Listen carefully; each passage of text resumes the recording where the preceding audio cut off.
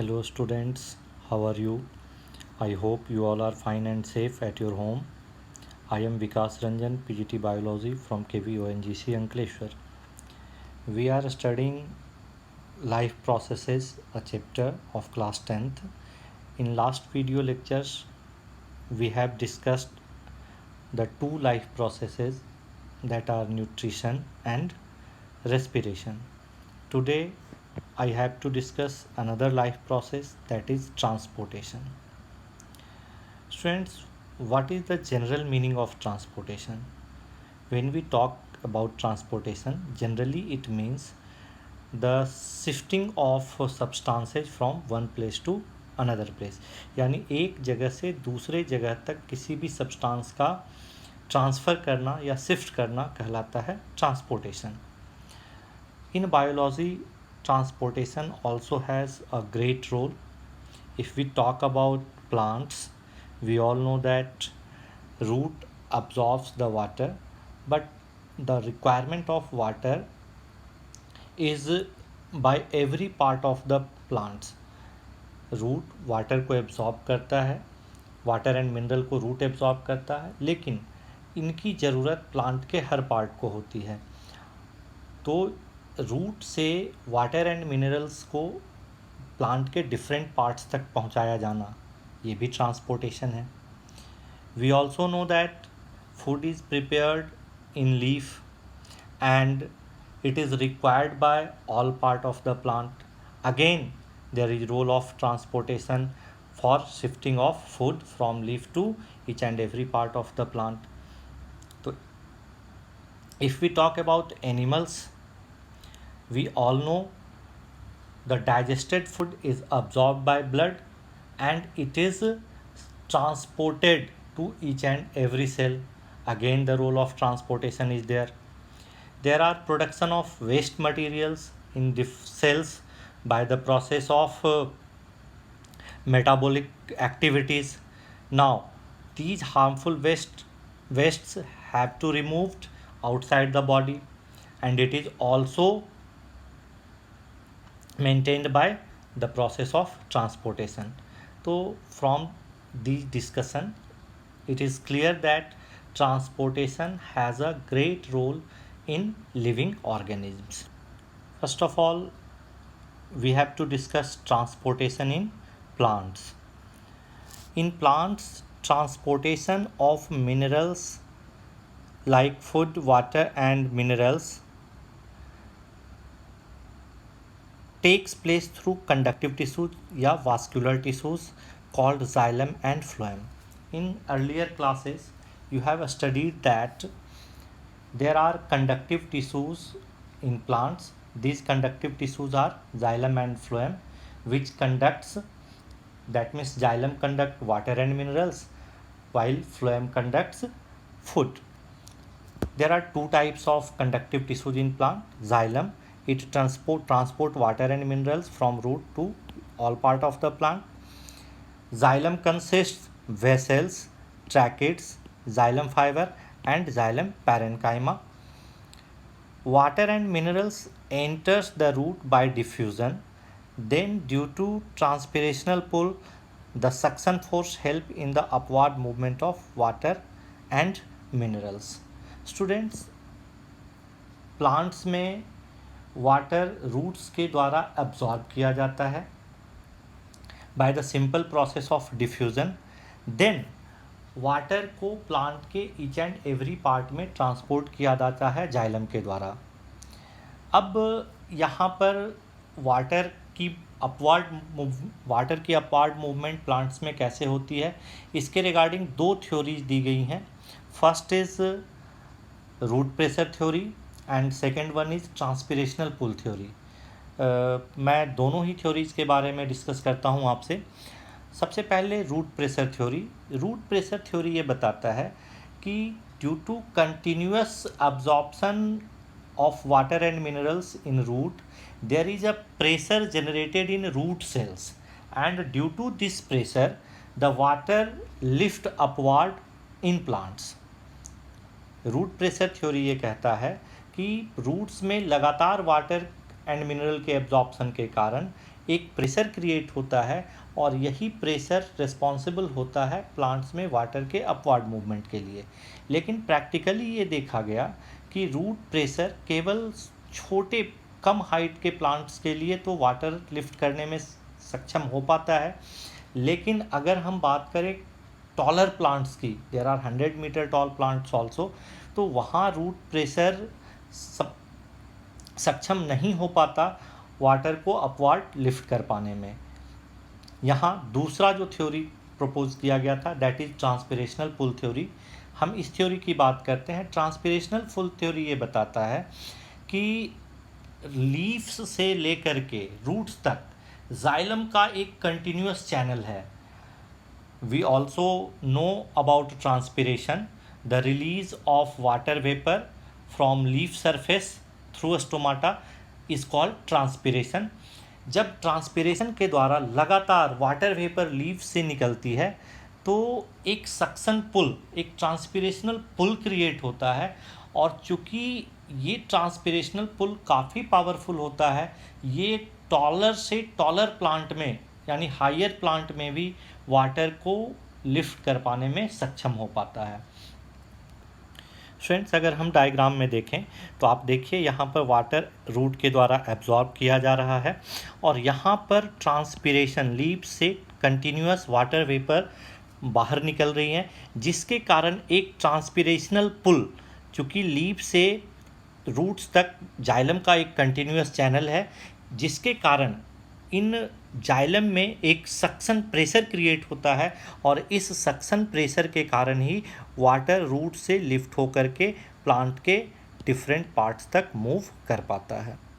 Now another conductive tissue, that is phloem, it transports food from leaves to other parts of the plant. This process is called translocation. phloem food का transportation करता है, leaves में food का preparation या synthesis होता है, वहाँ से फूड को प्लांट्स के डिफरेंट पार्ट्स में सप्लाई करना होता है और ये पूरा किया जाता है फ्लोएम के द्वारा, और this process is known as translocation. Phloem में क्या क्या चीज़ें होंगी? Sieve tube, companion cell, phloem fibre and phloem parenchyma.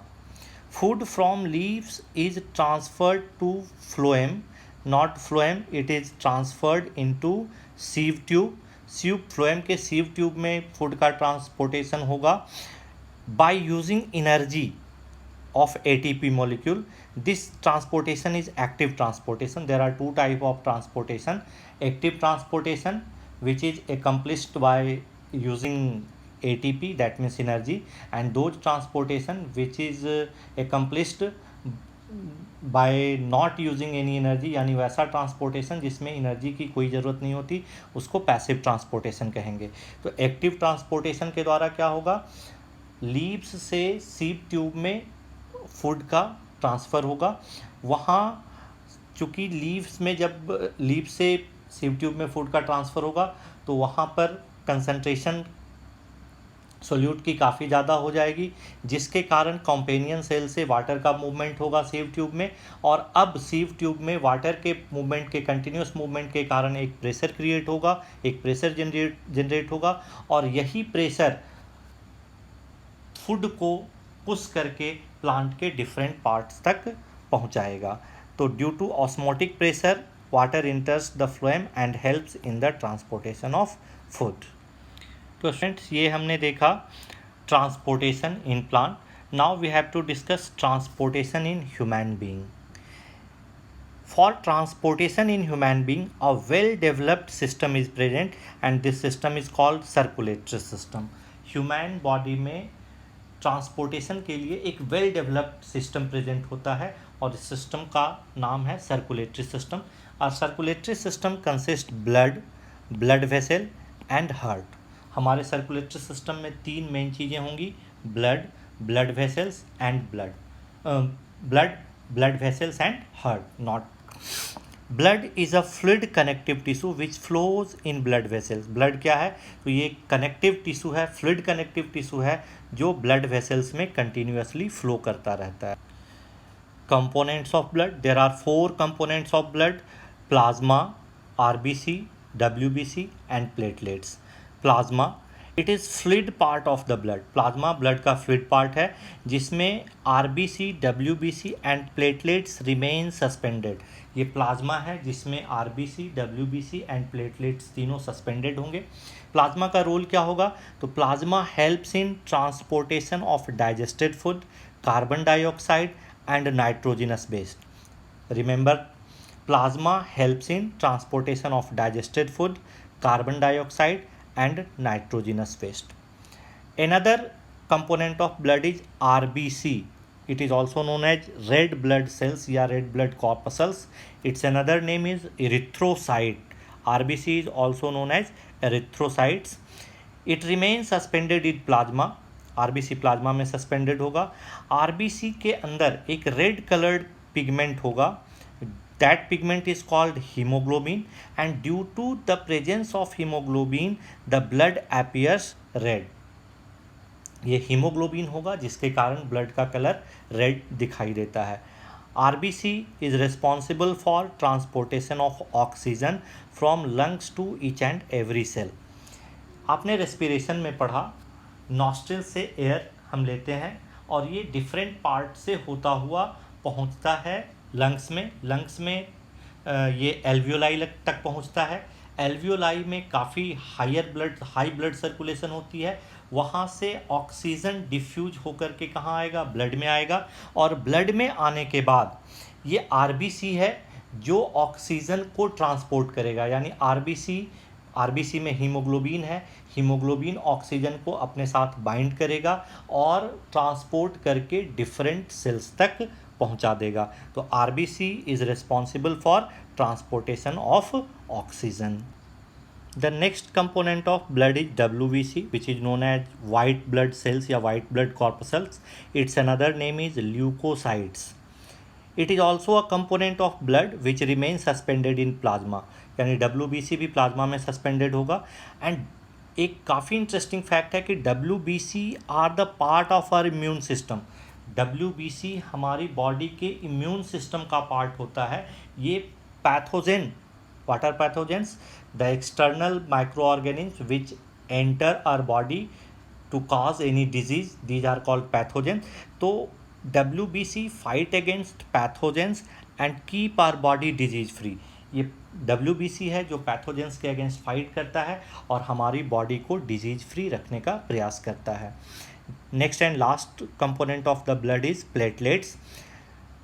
These are also known as thrombocytes. Platelets को हम जानते हैं, दूसरा नाम देते हैं thrombocytes. They are also component of blood and remain suspended in plasma. Platelets भी प्लाज्मा में सस्पेंडेड होगा। प्लेटलेट्स का जो मेन काम होगा, platelets help in clotting of blood. ये ब्लड की क्लॉटिंग में हेल्प करता है। When there is any injury और cut in body part, it helps in clotting of blood and prevents the bleeding. Here you have to remember some fact. Calcium a mineral, calcium जो कि एक mineral है, ये भी help करता है blood की क्लॉटिंग में। और विटामिन के जो कि एक विटामिन है, ये भी हेल्प करता है ब्लड की क्लॉटिंग में। जनरली 1 मार्क क्वेश्चन में ये क्वेश्चन पूछा जाता है कि name a mineral which help in clotting of blood. Answer is calcium. And name the vitamin which helps in clotting of blood. It is vitamin K. We have discussed about blood and component of blood.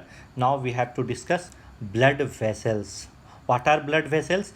The closed tubular structure in which blood flows are called blood vessels.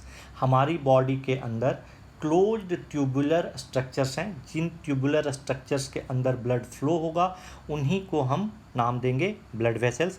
Blood vessels को हम 3 category में categorize करते हैं: arteries, veins and capillaries. Arteries, veins and capillaries. Arteries क्या होंगी? तो these are the blood vessels in which blood flows away from the heart.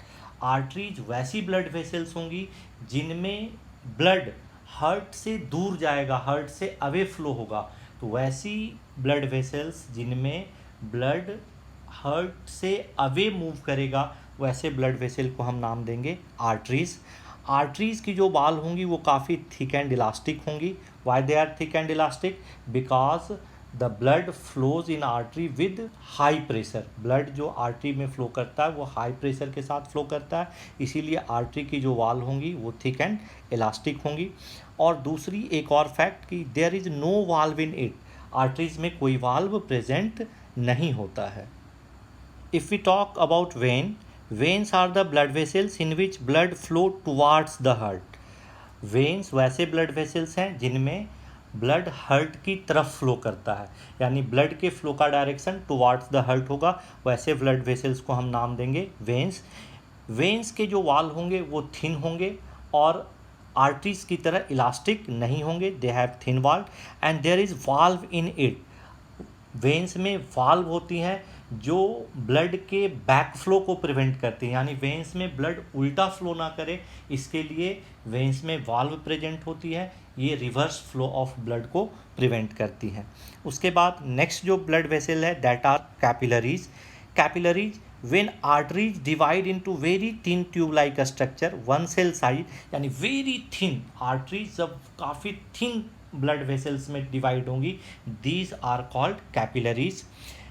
और जब कैपिलरीज रिज्वाइन होंगी they forms vein, arteries divide होंगी बनाएंगी कैपिलरीज, और जब कैपिलरीज रिज्वाइन हो जाएंगी तो वो फॉर्म करेंगी वेन्स का। In capillaries blood flows in both direction, that is towards the heart and also away from the heart. Capillaries में दोनों ही तरफ ब्लड का फ्लो होगा। फर्स्ट हाफ में जब हार्ट से ब्लड आएगा that means oxygen rich blood होगा, तो उस समय कैपिलरी जब डिफरेंट सेल्स को ब्लड सप्लाई कर रही होंगी तो away from the heart blood का मूवमेंट होगा, और जब वो कार्बन डाइऑक्साइड रिच ब्लड को लेकर के वापस हार्ट की तरफ जाएंगी then the movement of blood is towards the heart. तो कैपिलरीज में ब्लड का मूवमेंट दोनों ही तरफ होता है, यानी away from the heart and towards the heart. Now you are able to differentiate between arteries and veins. Summarize the differences. The first difference, arteries carry blood away from heart while veins carry blood towards the heart. Second, artery have thick and elastic wall, veins have thin wall. Third, in arteries blood flow with pressure, in veins the blood do not flow with pressure as artery. Arteries have no valve, veins have valve, and generally artery carries oxygenated blood, that means pure blood, except pulmonary artery, and generally veins carry impure blood, that means carbon dioxide rich blood, except pulmonary vein. So these are the differences between arteries and veins. Students, हमने यहाँ पर discuss किया blood के बारे में, blood vessels के बारे में। अब एक टॉपिक, बड़ा सा टॉपिक इस में रह गया, हार्ट और उसके फंक्शन के बारे में, structure of heart and its function, वो कैसे काम करता है, वर्किंग ऑफ हार्ट, ये हम नेक्स्ट वीडियो लेक्चर में डिस्कस करेंगे।